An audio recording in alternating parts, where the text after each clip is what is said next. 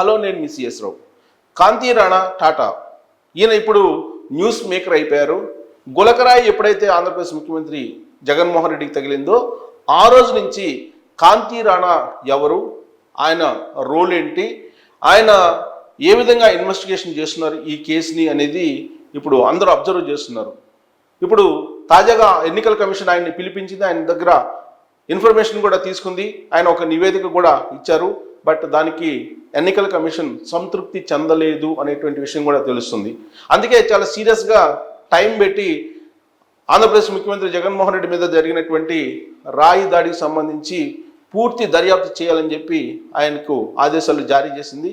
ఆ క్రమంలో ఆయన మీద చర్యలు తీసుకునే అవకాశం ఉంది రాష్ట్ర ఎన్నికల కమిషన్ అనేది కూడా వినిపిస్తుంది. ఇంతకు ఎవరైనా కాంతి రాణా టాటా అనేది ఒకసారి చూద్దాం, ఆయన ప్రొఫైల్ ఏంటనేది. 2004 బ్యాచ్కి సంబంధించినటువంటి ఐపీఎస్ ఆఫీసర్ కాంతి రాణా టాటా. ఈయన ప్రకాశం జిల్లా చీరాలకు సంబంధించిన నివాసి, ఆయన స్వస్థలం ప్రకాశం జిల్లా చీరాల. ఆయన సివిల్స్లో ఐఏఎస్కు ఎంపిక కాకముందు అడ్వకేట్ బేసికల్గా, ఆ తర్వాత సివిల్స్ రాసి ఆయన ఐపీఎస్కు ఎంపికయ్యారు. సో నర్సీపట్నం ఏఎస్పీగా తొలిగా ఆయన పోస్టు పొందారు. అక్కడే కెరీర్ ప్రారంభమైంది ఆయనకి నర్సీపట్నంలో. ఆ తర్వాత వరంగల్, ఖమ్మం జిల్లాల్లో ఓఎస్డీగా పనిచేశారు. ఉమ్మడి ఆంధ్రప్రదేశ్ ఉన్నప్పుడు ఆయన వరంగల్, ఖమ్మం జిల్లాలో ఓఎస్డీగా పనిచేశారు. ఖమ్మం, చిత్తూరు జిల్లాల ఎస్పీ, అలాగే సిఐడి ఎస్పీ, మాదాపూర్ డీసీపీగా కూడా పనిచేశారు. వివిధ హోదాల్లో కాంతి రాణా టాటా పనిచేశారు. ప్రత్యేకించి ఖమ్మం, చిత్తూరు జిల్లాల ఎస్పీ, సిఐడి ఎస్పీగా, మాదాపూర్ డిఎస్పీగా కూడా డీసీపీగా పనిచేశారు మాదాపూర్కి. సో ఆయన ప్రొఫైల్ చాలా పెద్దదిగా ఉంది. Vijayawada traffic law and order డీసీపీగా కూడా పనిచేశారు. అనంతపురం డిఐజీగా పనిచేశారు. 2021 డిసెంబర్లో విజయవాడ పోలీస్ కమిషనర్ పోస్ట్ని పొందారు. జగన్మోహన్ రెడ్డి అధికారంలోకి వచ్చిన తర్వాత పొందినటువంటి పోస్ట్ అది. అందుకే బహుశా జగన్మోహన్ రెడ్డికి అనుకూలంగా వ్యవహరిస్తుంటారు కాంతి రాణా టాటా అనేది కూడా వినిపిస్తుంది. వైఎస్ఆర్ కాంగ్రెస్ పార్టీకి అనుకూలంగా పనిచేస్తున్నారని ప్రతిపక్షాలు కాంతి రాణా మీద అనేకమైనటువంటి ఆరోపణలు, విమర్శలు చేస్తూ ఉన్నారు. ఇప్పటికి కూడా ఆయన మీద అనేకమైనటువంటి ఆరోపణలను గుప్పిస్తూ ఉన్నారు. గవర్నర్కి కూడా ఫిర్యాదు చేశారు కాంతి రాణా మీద. దానికి కారణం ఏంటంటే గవర్నర్ వద్దకు వెళ్ళినప్పుడు గవర్నరే అసలు కేసుని ఇన్వెస్టిగేషన్ ఏ విధంగా చేస్తారనేది Varla Ramaiah Telugu Desam party politburo మెంబర్ని అడిగారు. కారణం ఆయన కూడా పోలీస్ ఆఫీసర్ కాబట్టి గవర్నర్ అడిగారు. అందుకే ఆయన గవర్నర్ చెప్పినట్టు సమాధానం ఏంటంటే కేసుకు సంబంధించి ఎఫ్ఐఆర్ కట్టిన తర్వాత సెక్షన్లో నమోదు చేయము, ఇన్వెస్టిగేషన్ కొంతమేరకు చేసిన తర్వాత ఆ కేసు యొక్క తీవ్రతను బట్టి సెక్షన్స్ నమోదు చేస్తామని చెప్పి గవర్నర్కు వరలరామయ్య చెప్పారని చెప్పి తెలుస్తుంది. అయితే 307 ముందుగానే పెట్టి జగన్మోహన్ రెడ్డికి సంబంధించినటువంటి గులకరాయి కేసుని ఇన్వెస్టిగేషన్ చేస్తున్నారు కాంతి రాణా. అందుకే ఆయన మీద విమర్శలు పెద్ద ఎత్తున వస్తూ ఉన్నాయి.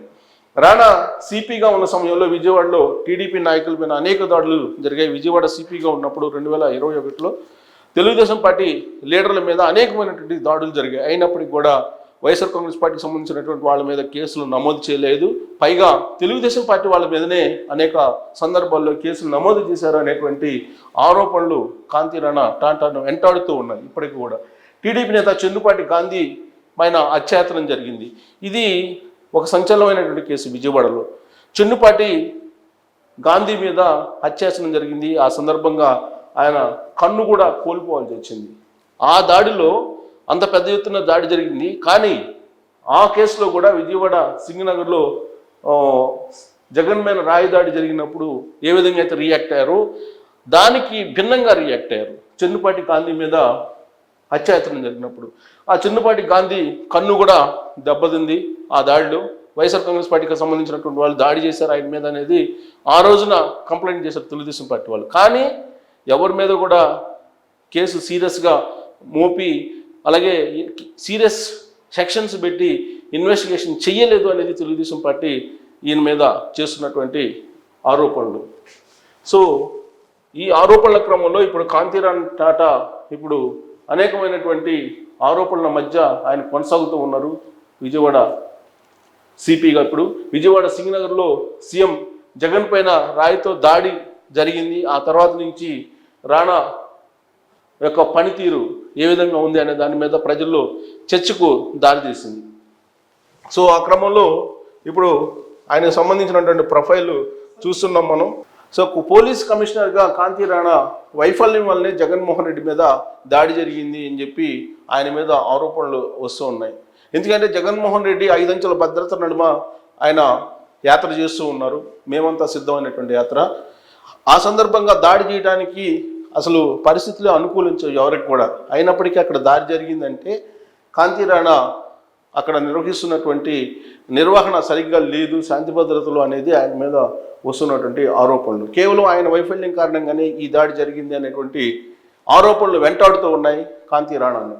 విజయవాడ సిపిని బదిలీ చేయాలని చెప్పి డిమాండ్లు వస్తున్నాయి. అందుకే నైతికంగా అసలు ముందుగానే ఆయన రాజీనామా చేయాలనేటువంటి డిమాండ్ కూడా రాజకీయ పక్షాల నుంచి వస్తూ ఉన్నాయి. ఒక ముఖ్యమంత్రి మీద దాడి జరిగిందంటే అక్కడ ఉన్నటువంటి సిపి నిర్వహణ, సిపికి సంబంధించినటువంటి పర్యవేక్షణ లోపం చాలా క్లియర్గా కనిపిస్తుంది అనేది విపక్షాలు అలాగే నిఘా వర్గాలు కూడా అనుమానిస్తున్నాయి. ఆ స్థాయిలో కేంద్ర నిఘా వర్గాలు కూడా కంప్లైంట్ వెళ్ళాయి. గవర్నర్ కూడా తెలుగుదేశం పార్టీ లీడర్లు అదే చెప్పారు. అందుకే రాణాను ఇప్పుడు సస్పెండ్ చేస్తారా కేంద్ర ఎన్నికల సంఘం అనేటువంటి ఒక అభిప్రాయం, ఒక చర్చ కూడా జరుగుతోంది.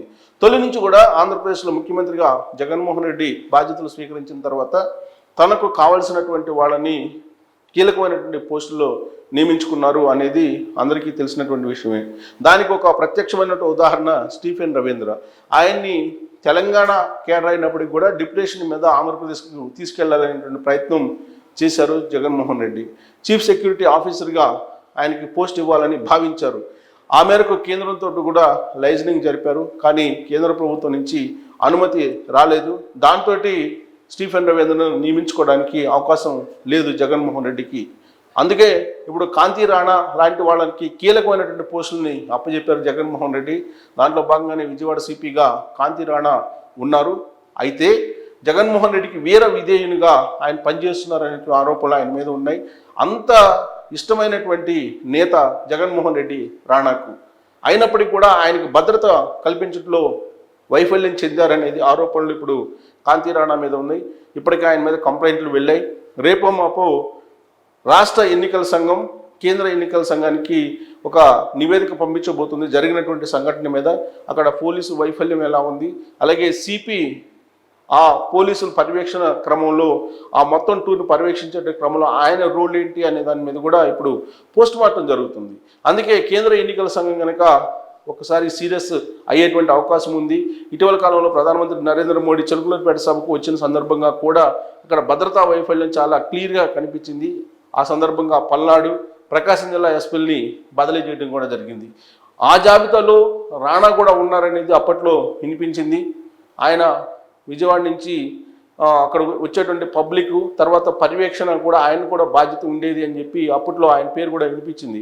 అయితే ఈసారి మాత్రం డైరెక్ట్గా ఆయన పరిధిలోనే, ఆయన సిపిగా ఉన్నటువంటి విజయవాడ పరిధిలోనే ఇది జరిగింది. కాబట్టి అసలు ఆ సంఘటనకి పోలీసులు వ్యవహరించినటువంటి తీరు, ముఖ్యమంత్రి జగన్మోహన్ రెడ్డికి భద్రత కల్పించిన తీరు, వీటన్నిటి మీద ఆరోపణలు ఎదుర్కొంటున్నారు. పైగా ప్రెస్ మీట్ పెట్టి రాణా జగన్మోహన్ రెడ్డి మీద రాయి దాడి జరిగిందని చెప్పి కన్ఫర్మ్ చేశారు. ఇన్వెస్టిగేషన్ పూర్తిగా కాకుండానే సీన్ కట్ చేస్తే ఇప్పుడు అది టైల్ రాయి, చిన్న రాయి, టైల్ రాయి వేశారు. అది కూడా మైనర్ వేశారు. అది కూడా జగన్మోహన్ రెడ్డికి సభకు రావడానికి 350 రూపాయలు ఇస్తానని చెప్పి ఇవ్వలేదు. కాబట్టి ఆ రాయి వేసినట్టు ఇప్పుడు ఇన్ఫర్మేషన్ వస్తూ ఉన్నటువంటి క్రమంలో ఆయన ప్రెస్ మీట్ పెట్టి విజయవాడ సిపి హోదాలో కాదు, జగన్మోహన్ రెడ్డి మీద అత్యాచారం జరిగింది, రాయి వేశారు కన్ఫర్మ్ అని చెప్పి రాణా చెప్పారంటే జగన్మోహన్ రెడ్డికి ఎంత వీర విధేయంగా వ్యవహరించారో అనేది అర్థమవుతుంది.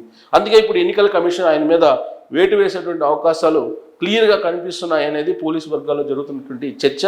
సో మరో కొన్ని గంటల్లో రాణా మీద ఏ విధమైనటువంటి చర్యలు తీసుకునే అవకాశం ఉంది అనేది వేచి చూడాలి. Thank you very much.